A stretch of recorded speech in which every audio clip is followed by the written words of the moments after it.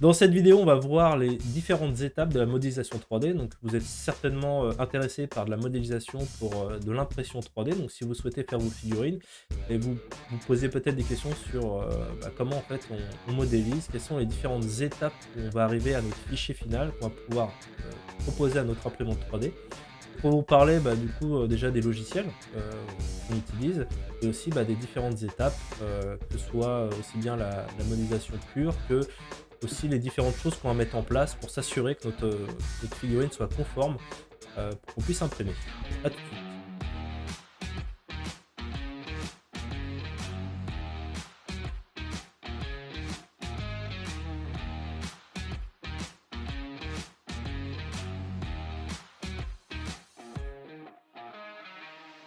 Alors, pour moi, il y a deux façons, 2 états d'esprit, dans la sculpture. C'est-à-dire que, il y en a un qui est, on va dire, le côté créatif, le côté, qualitatif où vraiment vous faites des sculptures, dans un but, pour un hobby ou par exemple aussi pour, justement pour en faire votre activité, pour les vendre. Côté Heu artisanal quoi.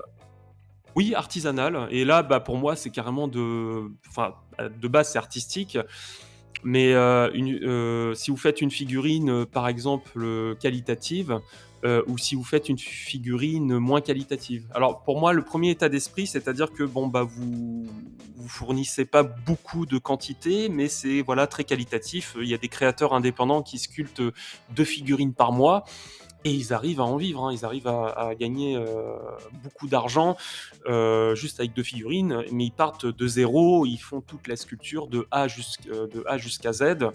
Voilà, donc ça pour moi c'est le 1er état d'esprit. Il y a un deuxième état d'esprit, c'est-à-dire la quantité. Il y a d'autres créateurs qui eux, tous les mois vont sortir, je sais pas, une dizaine, une vingtaine de figurines. Bon, plus souvent, c'est destiné pour ce qu'on appelle le tabletop, tout ce qui est wargaming, voilà, pour le jeu de plateau ou pour la peinture. Et là, bien évidemment, quand vous faites de la production de la quantité, le qualitatif, il est un peu réduit. Et pour moi, quand vous êtes dans cet état d'esprit-là, faut que vous ayez toutes les conditions au niveau de la sculpture. Vous pouvez pas sculpter, partir de zéro et faire 20 figurines tous les mois, c'est pas possible. Donc c'est pour ça il y a des petites astuces qui sont intéressantes. Pardon.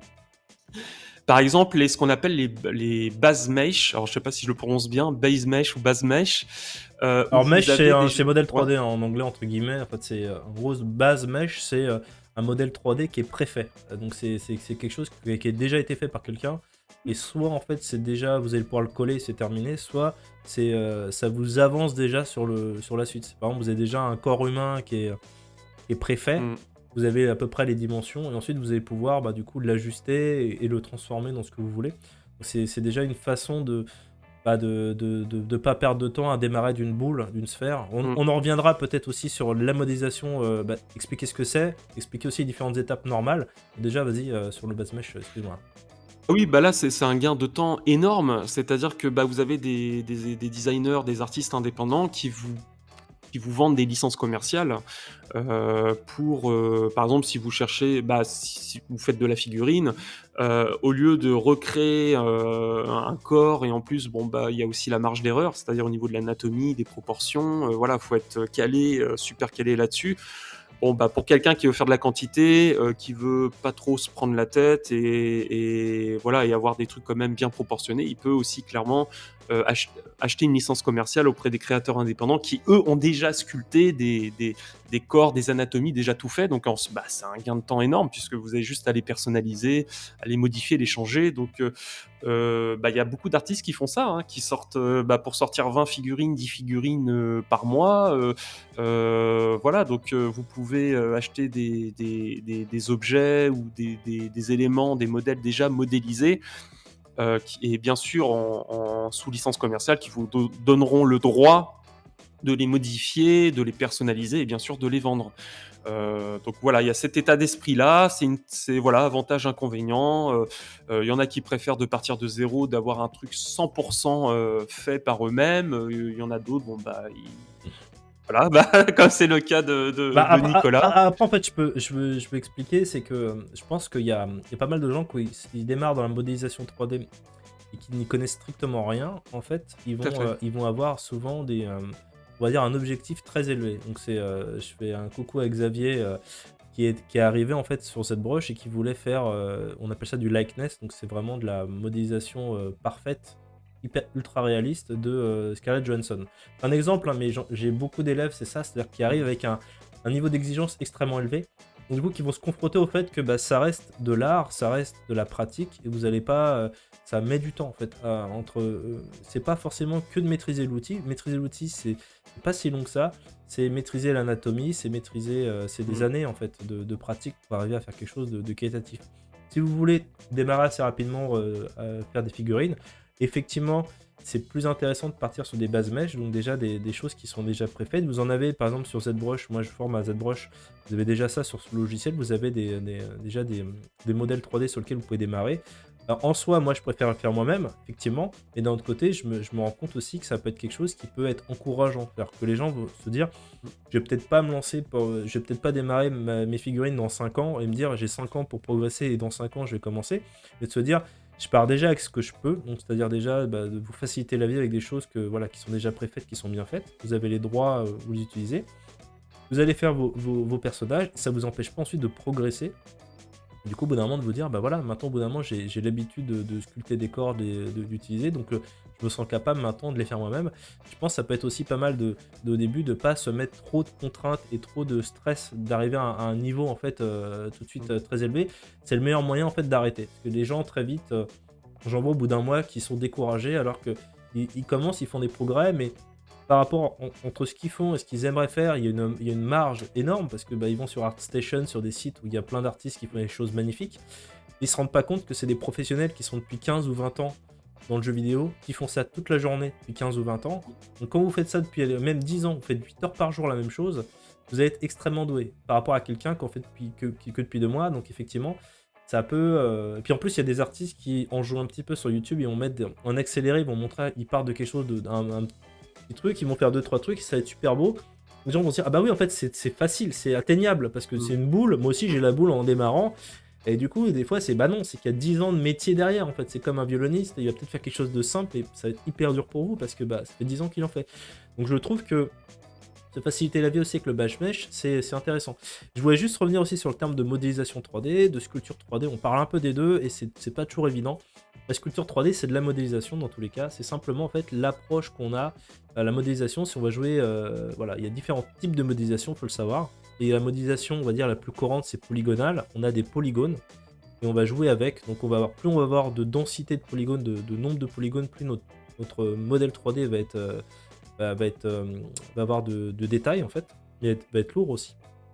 Et la modélisation, ça va être bah, du coup d'ajuster ces polygones pour arriver à créer un objet bah, qui correspond à ce qu'on veut faire. La sculpture 3D, pourquoi bah, c'est par exemple un logiciel comme ZBrush vous permet bah, avec des pinceaux de retrouver en fait le geste du sculpteur. Donc vous allez avoir une Mmh. espèce de boule digitale avec des polygones et vous allez pouvoir creuser, tirer, tout ça. Donc c'est pour ça, moi généralement sculpture 3D. La sculpture 3D pour moi n'existe pas vraiment, c'est plutôt la modélisation 3D mais de type sculpture, quoi. Et voilà en tout cas pour le procédé. Et les différentes étapes, bah, c'est généralement vous allez partir soit d'un base mesh, soit bah, d'une boule, d'un carré, on appelle ça une primitive. Donc une primitive, bah, c'est un objet géométrique de départ.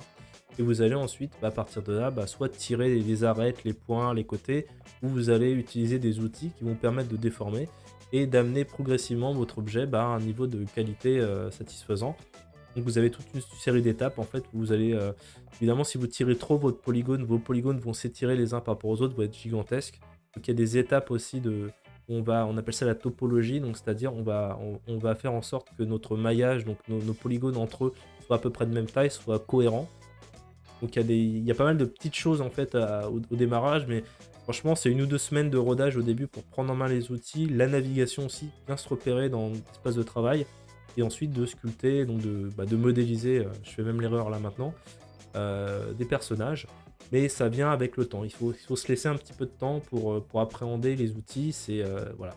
C'est toujours pareil, laissez-vous 2 3 semaines pour appréhender en fait la navigation et les outils. apprendre à bien créer des objets. Voilà, on a des masques, on a pas mal d'outils en fait à disposition sur ZBrush. Ensuite, petit à petit, vous allez arriver à faire des objets de plus en plus compliqués. Et c'est vrai que généralement, on parle de figurines, c'est peut-être l'une des problématiques les plus complexes en modélisation 3D, c'est les figurines. Parce qu'il faut qu'elles soient ressemblantes, qu'elles soient humaines. Et généralement, si vous faites un animal, vous pouvez le rater, ça se verra moins que si vous faites un être humain, parce que les êtres humains, on est habitués, nous, physiquement, à voir si ça va pas, en fait. Si vous partez sur quelque chose de photoréaliste, bah, on va voir tout de suite s'il y a un problème. Donc généralement, c'est peut-être le plus dur, c'est de faire des personnages. Donc c'est vraiment commencer aussi en modélisation peut-être par des objets ou des choses qui sont plus polygonales, plus simples. Et les personnages, faut vraiment y aller progressivement parce que c'est compliqué de faire des doigts, c'est compliqué de faire des bras, c'est compliqué de créer des vêtements, des plis. Voilà, vous avez pas mal d'étapes. Donc c'est pour ça aussi que Dominique a totalement raison. Vous avez aussi des possibilités d'importer en fait des objets, des vêtements, ce genre de choses qui vous permettent dans un premier temps, d'arriver à faire des figurines plus simplement que si vous deviez tout créer vous-même, parce que du coup vous partez vraiment sur un tunnel d'apprentissage assez long, quoi. Il y a même des générateurs de modèles, des générateurs de corps, des générateurs de nez, de bouche. C'est impressionnant. Là, moi, ça me fait beaucoup penser à la personnalisation du personnage quand on jouait au jeu Les Sims, par Tout à fait, exemple. ouais. Ça. Donc, du coup, on a même plus l'impression on a l'impression que ça devient un jeu, en fait. Mais effectivement, c'est essentiel, c'est important de connaître les bases de modélisation sur ZBrush, de savoir sculpter en partant de zéro, c'est indispensable. Voilà. Après, ça dépend, voilà, les besoins. Si c'est pour faire de la quantité de la production ou si c'est pour faire des trucs qualitatifs. Mais bon, faire des choses qualitatives et de partir de zéro, de faire quelque chose à 100% vous-même, bah, ça se justifie aussi au niveau du prix, hein, parce que vous allez vendre des pièces qui sont beaucoup plus chères, alors que bah, si vous faites de la quantité, bah, ça sera moins cher. Donc voilà, après, je pense que il y a à boire et à manger, mais pour moi, c'est indispensable de partir de zéro, de faire des choses à 100% de vous-même. Et bon, bah, ça vous fera aussi économiser de l'argent, parce que bon, bah, si vous acheter des licences commerciales d'objets ou de modèles déjà préfaits, bah, ça a un certain coût aussi, hein. Après, rien n'empêche plus tard de vous-même vendre vos propres bases mèches, hein. Oui, Il y a aussi un tout à marché fait. inverse, et de se former et d'arriver ensuite à prédire un peu, parce que ce que vous allez acheter, c'est aussi des choses que les gens demandent généralement. Donc c'est vrai que tout ce qui est bouche, tout ce qui est visage, c'est des choses qui sont complexes à faire. Et si Ah oui, vous complètement. investissez du temps dans des livres, dans des revues, que vous apprenez à le faire, après vous savez que vous aurez potentiellement de la demande aussi pour ce genre d'objet. Et je voulais aussi terminer par un petit point, c'est généralement, quand on parle de modélisation, on se pose des questions aussi sur le type de logiciel. Donc on a pas mal parlé de ZBrush qui a été racheté il y a un an et demi maintenant par Maxon, qui est l'éditeur de SideMacAD. Donc c'est un des logiciels, on va dire, les plus connus et les plus utilisés pour tout ce qui est figurine, mais qui a un certain coût, effectivement. C'est entre 30 et 40 euros selon la formule que vous allez prendre au mois ou à l'année pour l'utiliser. Avant, c'était un peu plus simple la licence, parce que du coup, vous pouviez acheter à l'année et ensuite toutes les mises à jour étaient gratuites. Il y avait un accord tacite avec l'ancien éditeur, maintenant c'est plus le cas. Donc avant, vous achetiez une licence et quasiment pendant des années, vous pouviez utiliser gratuitement. C'est un peu un ovni parce que la plupart des logiciels maintenant sont mensualisés. Et moi aussi, je ne comprenais pas, je me disais bah, pourquoi, comment ils y arrivent à proposer des mises à jour gratuites pour. Voilà, moi ça faisait 4 ou 5 ans que j'avais la licence, je ne payais plus quoi. Donc maintenant, je repaye malheureusement. Et je me dis, bon, bah, au moins, le produit va évoluer, voilà, va s'améliorer. Vous avez une alternative qui s'appelle Blender. Je pense qu'on fera une vidéo là-dessus sur les comparatifs. Ce qu'il faut simplement savoir entre les deux, c'est qu'il y en a un qui est totalement gratuit, qui s'appelle Blender. Alors, sur le papier, effectivement, ça peut davantage intéresser ceux qui font que du loisir. Après, vous allez être un peu plus coincé en termes de détails. Faut imaginer vraiment ZBrush, c'est même la conception même de son logiciel fait qu'il peut encaisser quasiment 100 millions de polygones. Blender, ça va être beaucoup plus compliqué. C'est-à-dire, il va vraiment avoir du mal à proposer énormément de détails. Alors, vous avez d'autres façons pour atteindre ce détail-là. Après, ça peut être intéressant d'avoir les deux. Surtout que Blender, bah, c'est plutôt un logiciel généraliste. On le compare généralement à ZBrush parce que vous allez pouvoir faire de la sculpture. En vrai, la plupart des logiciels généralistes proposent aussi la sculpture. C'est simplement parce que, surtout, Blender est gratuit pour moi, qui fait la différence. Et c'est vrai que vous avez des possibilités de rendu qui sont supérieures à ZBrush. Vous avez des possibilités, bah, vous pouvez faire du rigging, donc vous allez pouvoir faire de l'animation de personnages. Vous allez pouvoir faire des scènes plus complexes. Donc c'est bien d'utiliser les deux parce que vous allez pouvoir les combiner. Et ZBrush reste pour moi en tout cas le logiciel phare pour la figurine. Si vous voyez des professionnels faire de la figurine, vous verrez qu'ils utilisent tous ZBrush. C'est pas un hasard, c'est que vraiment vous avez tout qui est conçu pour ça. Et à la base, ZBrush c'était pas fait pour l'impression 3D, c'était pour l'illustration et pour créer des personnages pour les jeux vidéo. Du coup, ils se sont adaptés pour de l'impression 3D et c'est vrai que ça marche bien parce que vous êtes toujours sur ce détail que vous allez pouvoir avoir. Et ZBrush est parfait pour, par exemple, exporter un STL, ce format-là qu'ensuite vous allez pouvoir envoyer sur votre slicer et vous allez pouvoir imprimer votre figurine. Vous avez tous les outils pour réduire la taille de votre objet, pour garder tous les détails, mais alléger son poids. Vous n'allez pas pouvoir envoyer 100 millions de polygones sur Litchi Slicer, il ne va pas aimer. Par contre, vous allez pouvoir garder, capturer tous les détails et ensuite l'envoyer. Donc, pas mal de solutions en tout cas grâce à ZBrush. Donc, c'est un logiciel qu'on vous conseille en tout cas si vous souhaitez vous lancer. Bon, voilà, il y a un petit prix, effectivement, mais après, effectivement, vous avez toute cette liberté et ce logiciel est vraiment fait pour cette problématique. Justement, j'ai une petite question par rapport à ce que tu as dit tout à l'heure. Tu disais que tu avais acheté une licence, perpétuelle. Oui, Donc tu as payé en une fois, le logiciel entier et ensuite, bon, bah, c'était acquis, c'est-à-dire que toutes les mises à jour, étaient, gratuites, donc tu payais pas de surplus ouais. et sauf que ce qui se passe, c'est que si j'ai bien compris, c'est que maintenant avec le nouvel éditeur, Maxon, c'est-à-dire que toutes les personnes comme toi qui ont acheté la licence perpétuelle, ils ont dû payer un coût Ouais, supplémentaire, alors du coup, il y a pas mal de gens qui sont, en fait, en gros, ce qui s'est dingue. passé, En l'histoire. fait, ils ont changé le contrat, quoi. Ils ont Non, ils non, ont pas le contrat, non? parce qu'en fait, en gros, avant, c'était Pixologic. Pixologic, c'est l'éditeur de ZBrush, pardon, depuis, je crois, C'est ça? 1999. C'est l'éditeur de base. Et en fait, ce qu'ils avaient fait, c'est que c'était, entre guillemets, un logiciel qui était vraiment communautaire, si tu veux. C'est-à-dire qu'il y avait Bien énormément sûr. de liens avec la communauté. Et il y avait ce contrat tacite qui était si vous achetez la licence, vous aurez toutes les mises à jour. Mais ça n'a jamais été écrit parce qu'en fait, en gros, ils te le disaient pas. C'est-à-dire que c'était dans les faits, ça se vérifiait. Donc pendant des années, moi j'ai pu profiter de mon logiciel mis à jour sans racheter chaque année de licence. Par contre, c'était pas écrit dans les contrats. C'était vraiment, entre guillemets, c'était un cadeau qu'ils nous faisaient qui était très appréciable, mais moi qui Ouais, m'étonnait qui, parce que tu vois, CinemaCAD est payant, les produits Adobe sont sur le payants, coup, ouais. tout le monde a des frais, même Sketch, qui est un logiciel pour du design, était au début sur ce côté-là à vie, puis ensuite ils sont ravisés parce qu'effectivement, tu peux pas développer un produit si finalement tu récoltes pas de l'argent des Tout à utilisateurs. fait. Et ils laissaient vachement d'argent sur la table, tu vois. C'est-à-dire tous les gens comme moi qui ont profité de ces mises à jour Ouais, pendant des années. Moi, je comprenais pas trop. Donc finalement, Maxon, quand ils ont racheté le logiciel, ils ont fait un peu ce qu'aurait fait n'importe quel autre éditeur, c'est-à-dire dire bon bien sûr. maintenant il faut rentabiliser. Alors effectivement, ça a fait grincer des dents. Moi, je comprends totalement parce que il y a des gens comme moi qui on a appris très vite au bout de 2-3 semaines quand Maxon a racheté, donc c'était fin 2021, a racheté ZBrush, j'arrête pas de dire CinemaCAD, a racheté ZBrush. Ils ont dit, bon on met fin à la gratuité des mises à jour. Donc tout de suite, ça a fait grincer des dents. Ils ont dit, vous avez Mmh. jusqu'à fin 2022 pour profiter de votre licence perpétuelle. Et ensuite, il faudra passer à un paiement. Alors tu peux toujours acheter des licences perpétuelles, mais tu vas acheter chaque année. Mais tu peux pas avoir les mises à jour. C'est t'achètes directement le bloc entier, de ce que j'ai compris. C'est encore compliqué.